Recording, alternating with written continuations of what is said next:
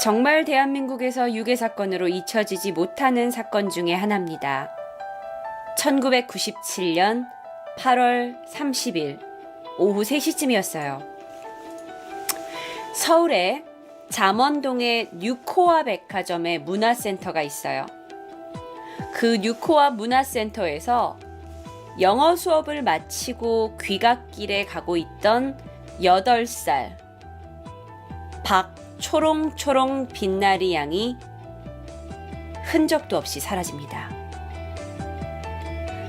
이름이 박초롱초롱 빛나리예요. 앞으로 나리애라고 부를게요. 나리가 영어 수업을 마치고 집에 와야 되는데 집에 오질 않는 거야. 그러니까 나리 엄마가 불안해지기 시작했죠. 그래서 영어학원에 전화를 걸었어요. 선생님, 우리 나리 끝나지 않았어요? 어머, 나리 아까 갔는데 어머님? 이상하다. 분명 올 시간이 지났는데. 질문 채팅창에 아니 무슨 이름을 그렇게 길게 지었대요? 이유가 있어요. 왜냐면 딸을 너무나 갖고 싶었어요, 이 부부가. 그런데 오랫동안 딸을 갖지 못하다가 겨우겨우 임신이 돼서 이 예쁜 딸을 얻게 된 거예요. 그러니까 정말 눈에 넣어도 아프지 않은 그런 자식인 거야, 이 딸이. 그러니까 너무 특별한 나머지 그 딸에게 좀 긴 이름, 뭔가 특별한 이름을 지어주고 싶었던 거예요. 그래서 딸에게 박초롱초롱 빛나리라는 다소 좀 긴 이름을 지어준 거죠. 그리고 나서 정말 이 부부는 너무 귀하게 얻은 딸이기 때문에 정말 고이고이 딸을 키웠대요. 그리고 딸도 굉장히 야무지고 똑부러지고 이쁘게 자랐고요. 진짜 이게 유괴의 대상이 되었던 이유가 있어요. 왜냐면 얘가 굉장히 예쁘고 이렇게 애들이 있다 보면 눈에 팍 띄는 그런 아이였대요. 똑똑하고. 그런데 문제는 영어학원에서 나리가 돌아오지 않고 있는 거죠. 나리 엄마가 너무 당황을 해서 그 영어학원을 같이 다니던 모든 아이들한테 전화를 합니다. 여보세요? 영준이니? 그래 너 우리 나리랑 아까 같이 끝나지 않았니? 나리 왜 아직 안 오지? 좀만 저 잘 모르겠는데 근데 아까 나리 같이 끝났는데 모르겠어요. 다른 사람한테 전화하는 거야. 여보세요? 보배니? 보배야, 영어학원에서 왜 나리 같이 안 끝났니? 아까 나리요. 영어 수업 끝나고 어떤 아줌마랑 같이 갔는데? 아이들의 이야기를 들어보니까 어떤 젊은 아줌마하고 같이 나갔다는 거예요. 그래서 나리 엄마가 이건 유괴다라고 하고 바로 경찰에 신고를 했어요. 당시 이제 관할 구역이 서초 경찰서였기 때문에 경찰서에서 강력계 형사들이 다 이제 집으로 왔죠. 자, 유괴를 당했을 때 가장 먼저 뭘 준비할까요, 형사들이요? 여러분 영화를 보셔서도 많이 아실 텐데요. 어떤 걸 먼저 준비하죠? 그렇죠. 녹음기를 준비하죠. 일단 분명히 유괴범이 집으로 전화할 것으로 생각을 하고 집에다가 녹음기 설치를 하고 발신기 추적 장치를 다 설치를 했어요. 그리고 경찰들이 다 집에서 기다립니다. 이 협박 전화가 오기를 기다려요. 나리가 실종되고 나서 3시간이 지났습니다. 오후 6시.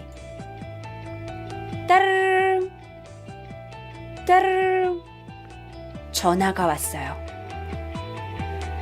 경찰들은 긴장했죠. 나리 엄마가 전화를 받았습니다. 여보세요? 나리네 집이죠? 나리는 잘 있어요. 현금 2천만 원 준비해 주세요. 하고 바로 끊어버립니다. 통화가 너무 짧아서 발신지 추적을 할 수가 없었어요, 경찰이. 자, 그리고 나서 엄마는 별말이 아니 돈을 준비하고 어디로 달라는 얘기도 없고 엄마는 지금 막 속이 타지. 다시 전화가 걸려올 거라고 생각을 했는데 전화는 오지 않았습니다. 그런데 다음날 8월 30일 오후 3시 52분. 자, 이게 나리가 실종된 지 한 24시간이 지났을 때예요. 또 한 번 전화가 옵니다. 따르릉 따르릉. 여보세요? 여보세요? 나리네 집이죠? 돈 준비하셨어요? 돈 준비됐죠? 나리 안 보고 싶으세요? 근데 어제와는 다르게 이 젊은 여성의 목소리가 왠지 좀 힘도 빠져있고 간혹 한숨 소리도 들리고요. 이번에는 이상하게 통화도 제법 길게 한 거예요. 그래서 경찰이 발신지를 추적할 수 있었습니다. 자, 이번 전화는 발신지를 추적을 했어요. 근데 그리고 나서 돈을 어떻게 건네느냐에 따라서 건네느냐에 관련돼서 나리 엄마랑 다시 통화를 하게 된 거예요. 그래서 또 전화가 걸려왔어요. 그래서 발빠르게 경찰들이 발신지 추적을 했고 그 전화는 서울 명동에 있는 한 은행 앞 공중전화에서 걸린다는 걸 알게 됐어요. 그래서 경찰들이 말했죠. 나리 엄마한테. 나리 엄마 좀 더 길게 전화하세요. 길게 통화하세요. 길게요. 그래가지고 나리 엄마가 우리 나린 잘 있나요? 나리 목소리 한 번만 듣게 해주세요. 네? 네, 한 번만요. 돈은 들리는 대로 다 드릴게요. 자, 그러는 순간 형사들이요. 서울 명동에 있는 그 은행 앞에 공중전화기로 가깝게 다가가는 거예요. 그 공중전화에서 지금 전화를 하고 있는 게 분명 유괴범일 테니까요. 그랬더니 범인이 저기요, 나리는 잘 됐고 있으니까 걱정하지 마시고요. 나리 돌려받고 싶으면 빨리 2천만 원 준비해서 명동의 전철역에 남대문 방향 출구 앞에 있는 건물 8층으로 가지고 오세요. 탁 끊어버린 거야. 경찰이 전화 부스를 덮쳤어요. 그런데 막 전화를 끊고 이미 자리를 떠버린 상태예요. 자, 경찰들이 이제 떠난 지 얼마 되지 않았어. 분명히 방금 전까지 이 공중전화에서 누군가가 통화를 했어요. 주변에 있는 시민들을 잡았어요. 저기 아줌마, 방금 여기서 전화한 사람 봤어요? 아저씨, 방금 전화한 사람 봤어요? 사람들이 누가 있었던 것 같긴 한데? 그래가지고 사람들한테 다 인상착의를 물었어요. 그랬더니 공통적으로 나오는 게 있어요. 키가 작은 젊은 여성이에요. 키가 작은 젊은 여성이었다라는 것까지 주변의 시민들을 통해서 정보를 알아냈어요.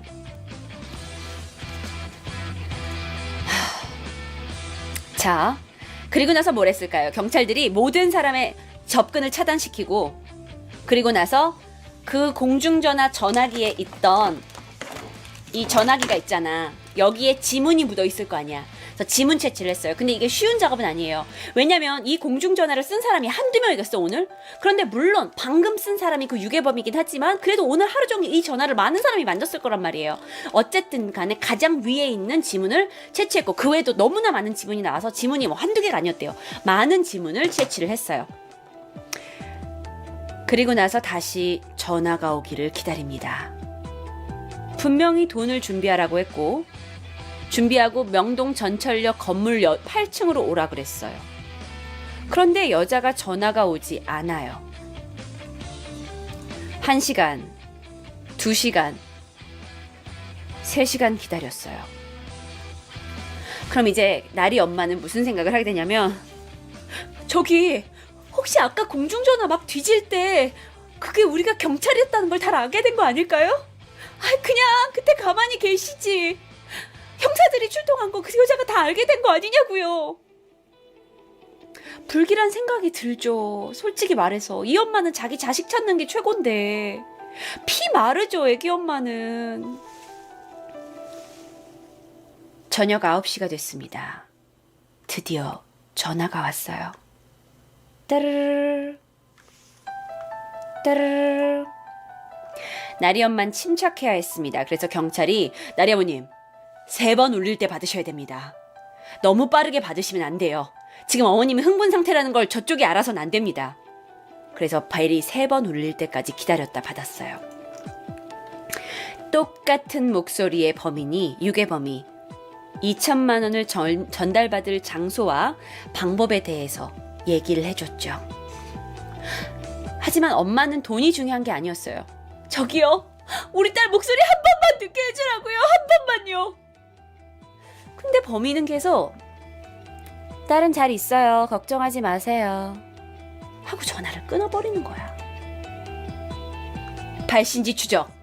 경찰은 그동안 발신지 추적을 하고 있었어요. 그랬더니 이번에도 명동 지역인 거야. 명동의 한 커피숍에서 발신지 추적이 된 거죠. 자, 그래서요, 경찰은 잡았습니다 생각을 하고 나리 어머니 계속 통화하세요. 나리 엄마가 계속 길게 통화를 해요. 딸 한 번만요. 네, 우리 딸 밥은 잘 먹어요. 우리 딸이요, 시금치 같은 거 별로 안 좋아하고요. 애가 긴장하면 많이 우는데요. 한 번만 전화해 주시면 제가 울지 말라고 할게요. 막 얘기를 하고 있어요. 그동안 경찰은요, 명동에서 그 커피숍을 막 찾아간 거예요. 자, 무선으로 해가지고 명동 지역에 있는 모든 경찰을 다 총동원했어요. 그래서 그 커피숍으로 많은 경찰이 모였어요. 그런데 나리 엄마, 왜 이렇게 저랑 오래 통화하세요? 경찰에 연락하셨어요? 하고 전화를 딱 끊어버린 거예요, 유괴범이. 그런데 전화를 끊고 나서 형사들이 커피숍에 다 들이닥쳤어요. 하지만 이미 들이닥쳤을 때는 커피숍에서 전화를 하고 있던 사람이 아무도 없었어요. 왜 옛날엔 커피숍에 전화기가 있었거든요. 자, 그렇다면 유괴범은 분명 이 커피숍 안에 있어요. 하지만 지금 아무도 수화기를 들고 있지 않기 때문에 누가 유괴범인진 몰라요. 하지만 여자겠죠. 그리고 공범이 있을 수도 있어요. 커피숍 앞에는 총 13명의 사람이 있었어요. 범인은 분명 이 안에 있습니다. 형사들은 출구와 입구를 다 봉쇄했어요. 그리고 저기 경찰입니다. 저희가 잠시 검문이 있겠습니다 하고 손님과 모든 손님과 모든 종업원을 다 검문을 한 거예요. 한 명 한 명 신분 확인하고 지문 채취도 다 했어요. 근데 진짜 범인은 어떤 기분이었을까? 경찰이 갑자기 들이닥쳐서 주민등록증 내놓으라 그러고 지문도 채취하라 그러고. 자, 그렇게 한 명 한 명 조사를 하고 있는데 저쪽에서 앉아있던 한 임산부가 있었어요. 경찰이 임산부한테 다가가서 죄송합니다, 잠시 검문 좀 하겠습니다, 아이디하고 지문 채취 좀 하겠습니다 했더니 갑자기 그 여자가 이런 반응을 하는 거죠. 지금 만삭이 임산부한테 무슨 짓이에요? 아기가 놀라서 지금 배를 차가지고 배가 너무 아프잖아. 저 병원에 가봐야 될 것 같아요. 그러면서 막 소리를 지르는 거야. 근데 이게요, 실제로 경찰이 영장을 가지고 와서 사람들을 조사를 하면 괜찮대요. 할 수 있대. 근데 이게 영장이 없이 갑작스러운 검문을 한 거기 때문에 사람들이 경찰 아저씨, 당신 영장 가지고 왔어? 안 가지고 왔는데 임산부 이거 어떻게 할 거야? 막 이러니까 경찰들도 어떻게 할 수가 없는 거야. 영장이 없고 법적으로 이게 안 되는 거니까. 그래가지고 어쩔 수 없이 막 여기 임산부는 배 아파! 어떡해요! 병원 가야 돼요! 막 이러니까 어쩔 수 없이 지문만 채취를 하고 병원으로 보내줬어요. 하지만 그 외에 13명의 사람들에게서는 어떠한 이상한 점을 찾을 수가 없었죠. 그렇게 커피숍의 모든 사람들은 검문을 마치고 다 집으로 돌아갑니다. 전화는 더 이상 걸려오지 않습니다. 그런데요, 분명히 범인은 그 안에 있었어요. 그래서 경찰이 커피숍 안에 있던 13명 중에 20대 여성 모두에게 미행을 붙입니다. 자, 그때요, 아까 지문 조회를 했었던 그 임신한 여성, 그 여자의 이름은 전현주였어요. 전현주. 28살의 전현주. 그 여자도 여기에 대상에 포함이 되어 있었죠. 자, 어쨌든 경찰은 다시 원점으로 돌아왔습니다. 그리고 생각하기 시작한 거야. 나리 어머님, 나리가 똑똑하다고 했죠? 야무지다고. 그런데 그런 애가 그렇게 누구나 함부로 따라갔을까요? 혹시 주변에 아는 사람한테 따라간 거 아니야? 사실 그럴 수도 있잖아. 왜냐면 애가 똑똑한 애인데 왜 모르는 사람을 막 따라가. 그래가지고 막 주변 친구들, 동관계 얽힌 사람, 주변 사람들을 다 수사를 했는데 혐의점이 발견이 안 돼요. 자, 한 가지 말씀드릴게요. 경찰이 유괴범을 이렇게 하고 있잖아요. 지금 막 수사를 하고 있잖아요. 하지만 그리고 이거 수사를 하고 있지만 유괴 사건은요, 이렇게 언론에 노출을 잘 안 시키는 거 아시죠? 왜냐하면 언론에 노출되면 바로 유괴범이 이제 불안감을 느끼고 아이를 해할 수 있기 때문에 여러분 영화에서 많이 보셨겠지만 유괴 사건은 그렇게 언론에 잘 뜨지 않아요. 그래서 만약에 기자들도 이거 유괴 사건 떴대. 이거 쓰면 일면건이다. 라고 해도 기자들 간에 그 법이 있대요. 절대로 유괴범 사건은 어떤 경찰이 밝혀도 된다라는 시점을 주기 전까지는 밝힐 수가 없어요. 자, 그러다가 이제 더 이상 유괴범이 전화를 오지 않았어요. 그리고 유괴범은 지금 경찰이 알고 있다는 걸 알고 있어요. 그래서 나린의 부모님의 동의를 얻고 실종 5일째 공개 수사 체제로 전환을 합니다. 이제 모든 언론과 모든 방송은 박초롱초롱 빛나리 양이 유괴됐다라는 걸 TV에서 떠들기 시작했어요. 대대적으로 보고 있어요. 대한민국에서 우리 어머님 세대에서 박초롱초롱 빛나리 유괴 사건은 굉장히 큰 사건이었어요. 게다가 얘가 이름도 특이하잖아요. 그리고 이게 전 국민이 박초롱초롱 빛나리 유괴 사건을 알게 된 거예요. 그래가지고 그때부터 막 전화 제보며 막 각자 추리 의견이 난리가 났어요. 기억나는 것 같기도 해요. 그럴 수도 있어요. 자, 그런데 이상한 게요. 오히려요. 이걸 공개 수사로 변환을 하잖아요. 그러면 너무나 많은 사람들이 문의가 오기 때문에 수사에 혼선이 있을 수 있어요. 공개 수사가 되고 나서 정말 많은 막 전화가 왔대요. 그리고 나서 일주일 후에 전화 한 통이 걸려옵니다. 따르릉. 여보세요. 안녕하세요. 제가 좀 말씀드릴 게 있는데요.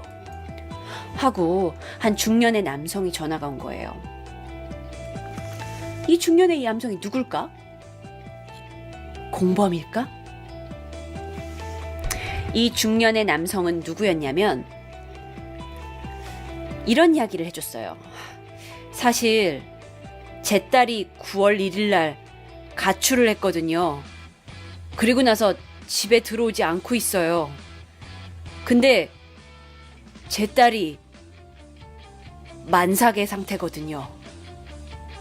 그런데 저희 집 바깥에 자꾸 형사님들이 서성거리시는 것 같은데 혹시 저희 딸이 이 사건과 뭔가 관계가 있는 건가요?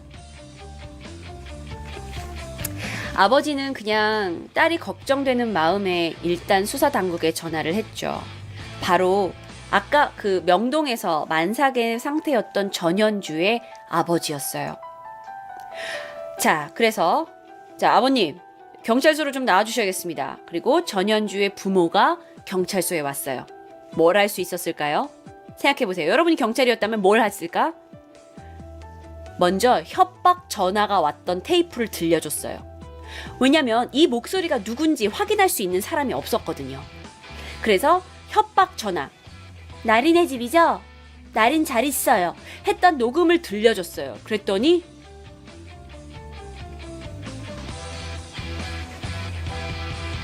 우리 딸 맞습니다. 딸의 목소리예요.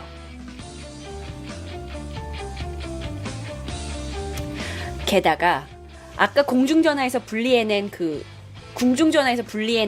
지문 채취 있었잖아요. 그 지문 채취가 되게 많았어. 근데 그 안에서 전현주의 지문이 발견됩니다. 자, 전현주는 커피숍에도 있었고요. 그리고 지문도 채취가 됐고요. 협박 전화가 그의 부모님으로부터 목소리가 맞다고 확인됐어요. 이제 경찰이 수사 방향을 잡은 거죠.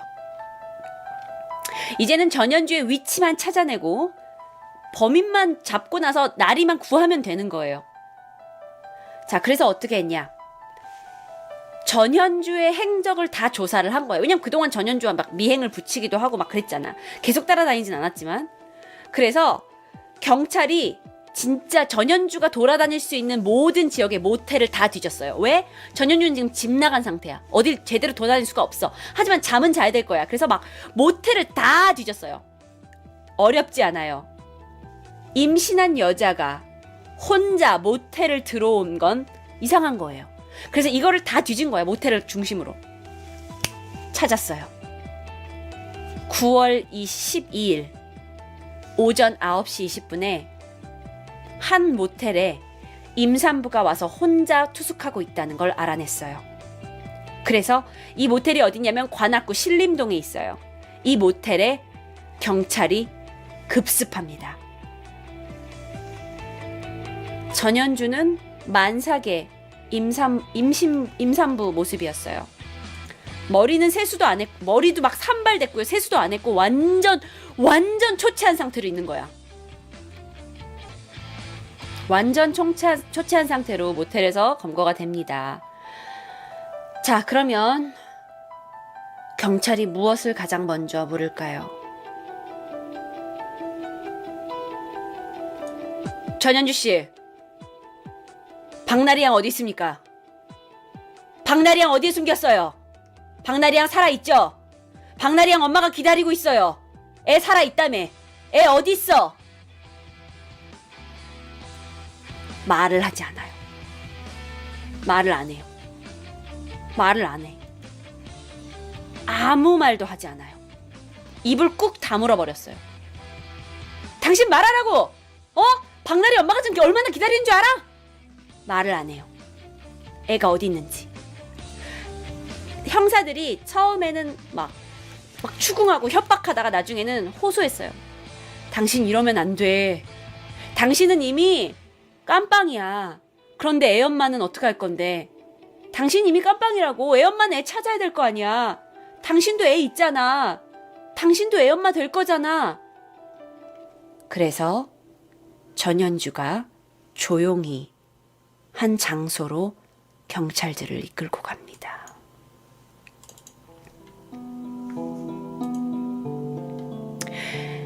전현주가 형사들을 이끈 곳은 사당동에 있는 한 지하 골방이었어요. 그 골방은 몇 달째 쓰지 않아가지고 완전 막 그 지하다 보니까 곰팡이에다가 막 쓰레기에다가 완전 막 악취가 나고 있고 막 거미 막 벌레가 막 있는 곳이래요. 창고 같은 곳이에요. 근데 그게 어떤 창고냐면 인형 극단이 쓰고 있던 창고였어요. 알고 보니까 전현주가 남편이 있었는데요. 그 남편이 예전에 인형 극단을 했었대요. 근데 그 인형 극단으로 소품 창고로 쓰다가 버려둔 공간이었다고 해요. 그런데 여기는 사람이 숨쉬고 생활할 수 있는 그런 공간은 아니었던 거죠. 너무나 쾌쾌했고 성인 남성도 여기서 오래 버티기가 힘들 곳이었거든요. 전현주는 그 지하방 쾌쾌한 곳의 구석으로 형사들을 이끕니다. 그리고 조용히 고개를 떨구고는 구석에 있는 어두운 곳을 가르치죠.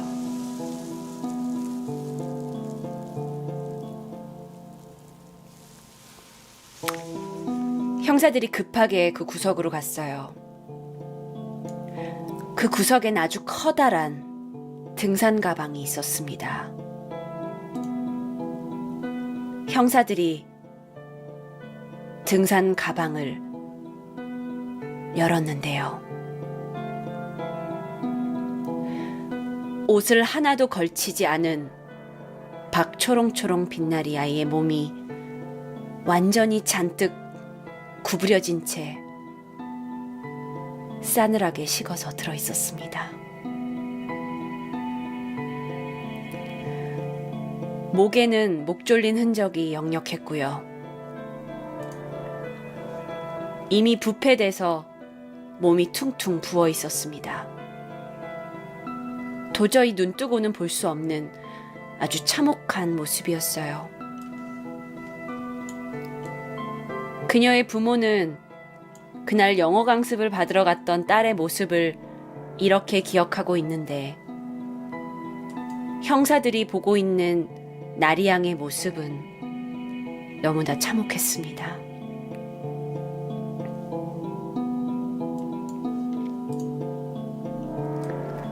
자, 그렇다면 도대체 왜 유괴를 했던 걸까요?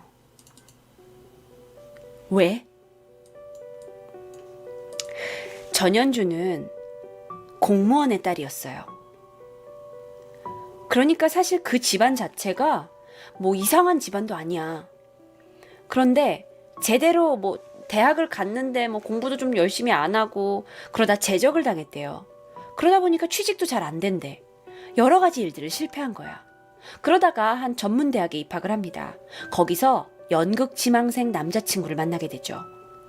부모님이 야 연극을 하다 보면 너를 뭐로 먹고 살리겠냐? 라고 걱정을 하셔가지고 그렇게 반대를 하셨는데 결국 그 남자랑 결혼을 하게 돼요. 그런데 그 과정에서 그 연극 지망생 남편에게도 수많은 거짓말을 하게 됐다 그래요. 뭐 자신의 학력이나 경력이나 집안의 재력 등에 대해서요. 그래서 나중에 한 사실이지만 남편조차 도대체 전현주가 어떤 학력과 경력을 가지고 있었는지 몰랐다고 해요. 그러던 어느 날 남편이 운영하던 그 인형극단이 운영에 실패하게 되죠. 변변한 수입이 없고 뭐 소일거리 하나가 없으니까 둘 사이가 벌어지게 됐죠. 그러다 보니 생활고에 시달렸고 몸은 만삭 상태고 그렇게 그녀에게는 점점 삶이 우울해졌습니다. 그러던 어느 날 사건 당일 8월 30일 무작정 그냥 백화점을 돌아다니고 있다가 예쁜 아이를 하나 발견했어요. 누가 봐도 총명해 보였고 얼굴도 이쁘고 그래서 나도 모르게 말을 걸게 됩니다. 얘, 너 몇 살이니? 너 옷도 되게 예쁜 거 입었다. 부잣집 딸인가 보지? 부잣집 딸. 나도 부잣집 딸로 태어났으면 더 좋은 인생을 살았을 텐데. 얘, 너 뭐 어디 가니? 영어 수업? 그래. 그리고 나리가 영어 수업이 끝날 때까지 기다려요. 그리고 나리가 나오자 얘, 너 아까 나 언니 봤었지? 너 혹시 재밌는 곳에 나랑 같이 갈래? 내가 진짜 재밌는 인형이 있는 곳이 있는데. 그리고 그 아이를 자신이 남편이 운영했던 그 쾌쾌한 인형극단 지하로 데려가게 되는 거죠. 지하창고로 데려갔어요. 그리고 나서 너네 부모님 이름 뭐야? 너 주소는? 전화번호는? 너네 집 서초동이니? 너 부잣집 딸 맞구나? 그리고 나서 오후 6시 아이의 집에 전화를 하죠. 왜냐면 이 번호가 맞는지 확인해 봐야 했거든요. 전화를 하고 나서 돌아왔는데 나리 양이 뭔가 이상한 걸 눈치챈 거야. 언니, 저 집에 갈래요. 저 보내주세요.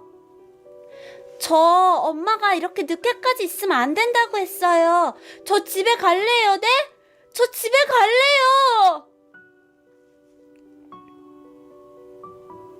그랬더니 전현주가 아이가 소리 지르고 도망갈 것 같으니까 두려움이 들었던 거예요.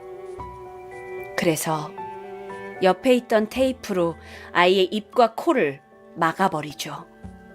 그리고 도망가지 못하게 손발을 묶어버렸어요. 그랬는데도 아이가 계속 몸부림을 치면서 집에 가겠다고 하니까 아이에게 수면제를 먹입니다. 그리고 조용히 잠든 아이의 목을 졸라 살해하죠. 아이를 숨겨야 할 곳이 필요했어요.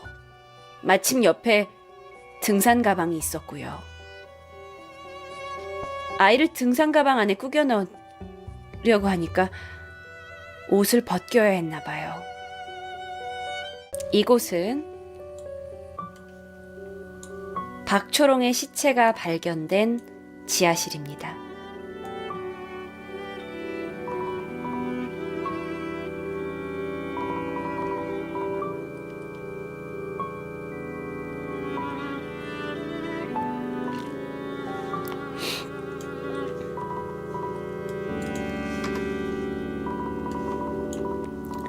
그렇게 전현주는 체포됐습니다. 그런데요.